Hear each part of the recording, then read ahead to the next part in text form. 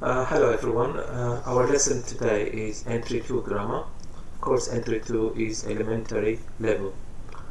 Now, part 1, I've got so many questions, and for each question I will give you some answers and clear examples and explanations.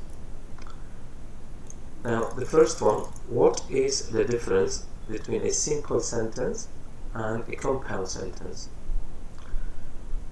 So a simple sentence is, as you can see, V, SV or SVC. Now V, it means verb. So stop is a simple sentence. So we can use one main verb to make a simple sentence. Of course, a main verb can be used in a sentence on its own. So here I've got one verb, and which is stop, and stop is a simple sentence. Now SV, subject and verb. Now subject is the doer of the action most of the time.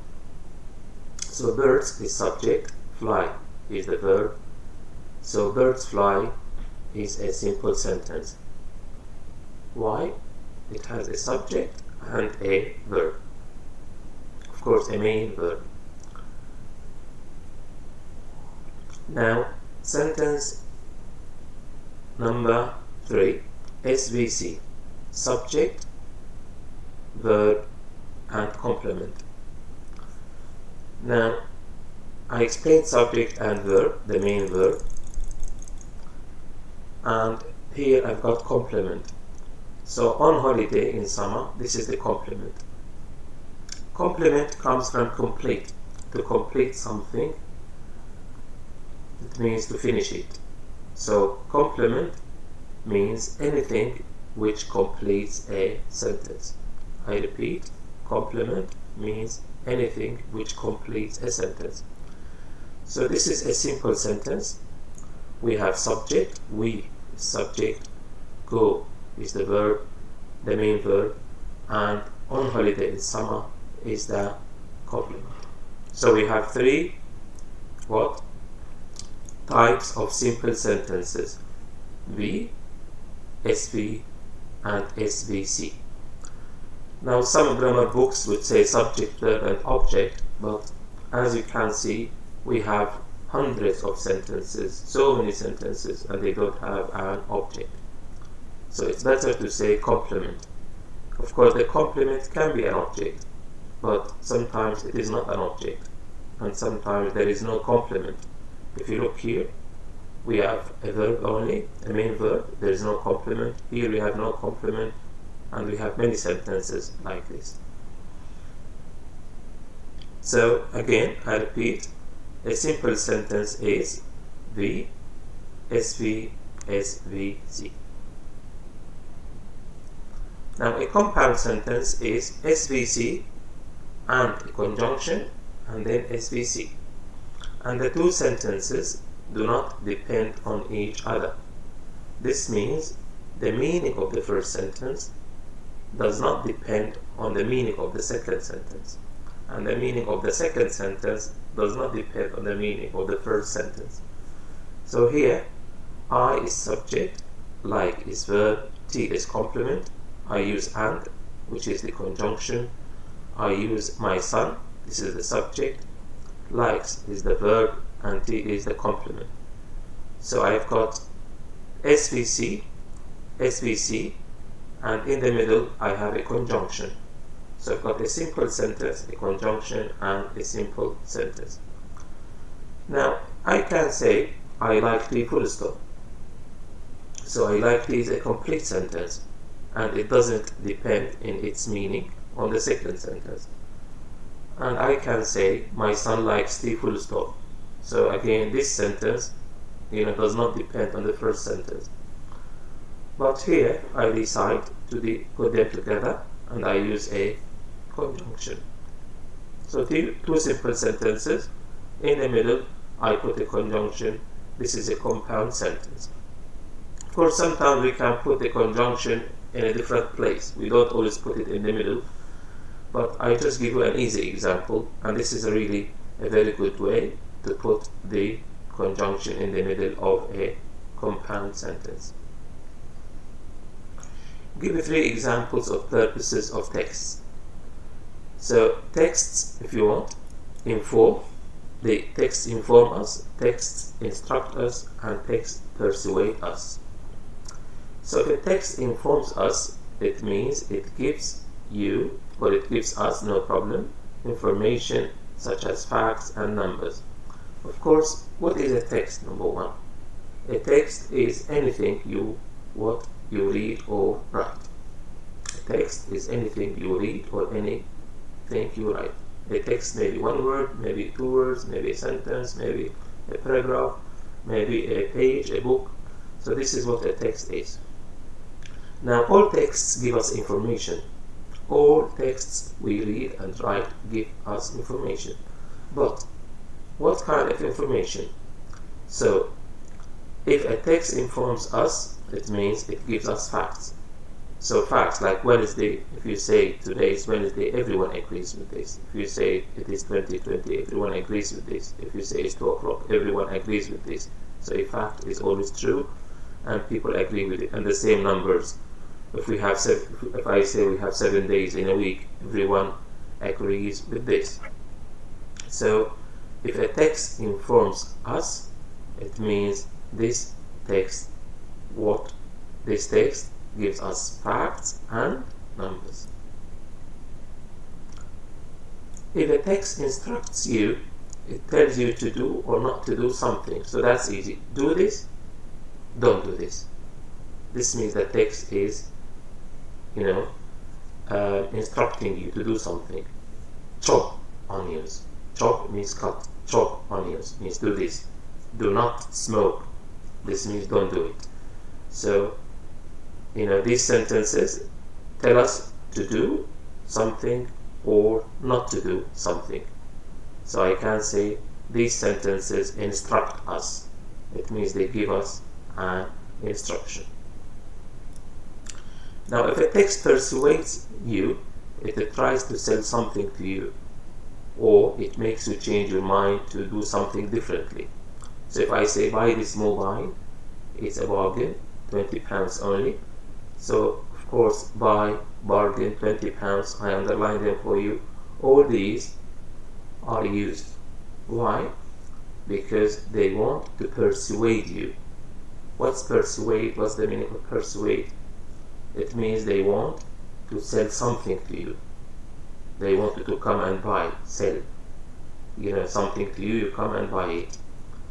So sometimes, of course, persuade doesn't always mean they want to sell something to you. Maybe I say to my friend, do you want to go to the cinema? My friend says no. Do you want to go to the cinema? My friend says no. Do you want to go to the cinema? My friend says no. So I try and try and try. Now, if my friend changes his or her mind, I can say I persuaded my friend to go with me to the cinema.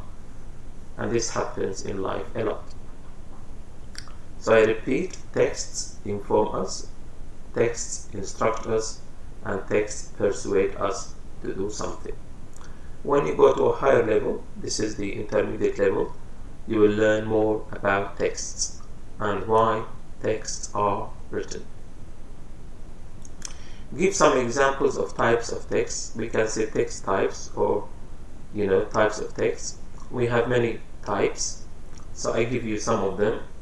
A letter, an email, a note, a poster, a website, a leaflet, an article, a book, a recipe, and a newspaper. So these are text types.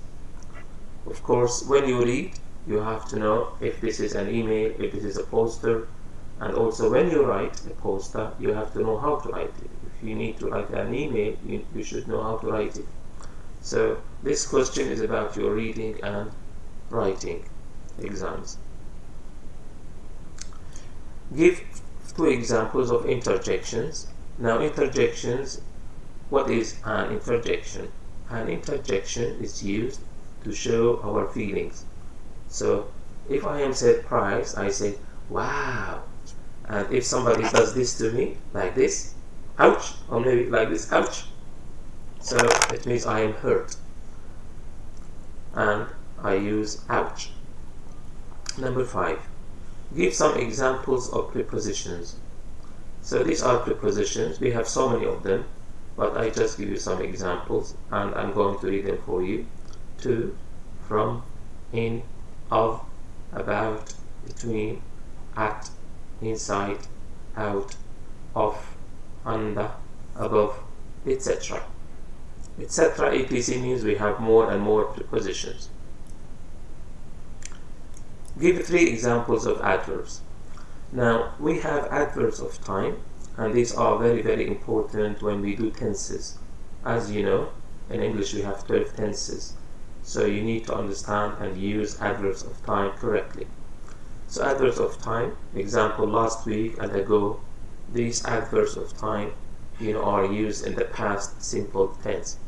We have next week and tomorrow, these adverbs of time are used with the future tense. If you want to watch my videos on the past simple and the future tense on YouTube, you will learn a lot about these tenses.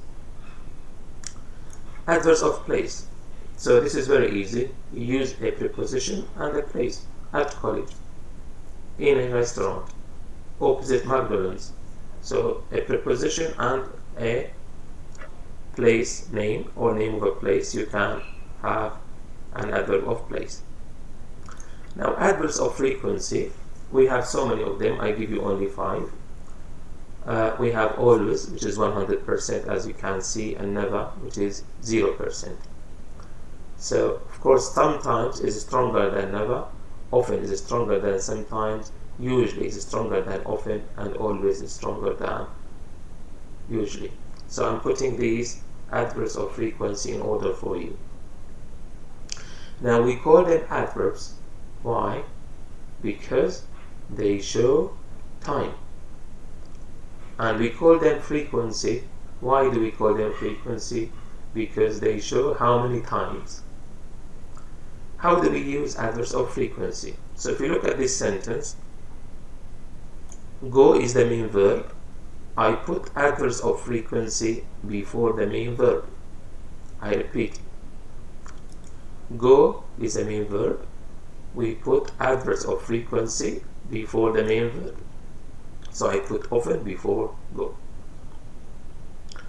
Again, if I look at this sentence, I put adverbs of frequency after is. So in this sentence I have is, I put often after is. Often is an adverb of frequency. So if you use or is or are or was or were all the time, try to put the adverb of frequency after these auxiliary verbs. Number C, we use adverbs of frequency between 2 verbs. So if you look at this sentence, where is the verb? The verb have studied. The verb is have studied. So I put the adverb of frequency between have and between studied. I repeat, where is the verb? Have studied is the verb. Often is the adverb of frequency, so I put the adverb of frequency between have and studied. I put it in the middle. How do we order the adjectives before nouns? As you know, most of the time, nouns, we have nouns and we have adjectives. Adjectives come before nouns. Of course, an adjective is a describing word. It gives us information about names of people or things or nouns if you want. So I've got 3 adjectives. How do I put them in order? I put sack for you. It means size is number 1. So big is about size. A is age, old, modern, new. C is color, red, blue. So I say in English, a big, old, red sofa. So the adjective of size is before the adjective of age, and the adjective of age is before the adjective of color. Of course, sometimes we have more adjectives, but I just give you 3 for entry to elementary grammar video if you want. What is a conjunction? A conjunction is a word or more than one word. A conjunction can join words or sentences. So if you look here, I like tea, and coffee. And is a conjunction and it joins tea and coffee.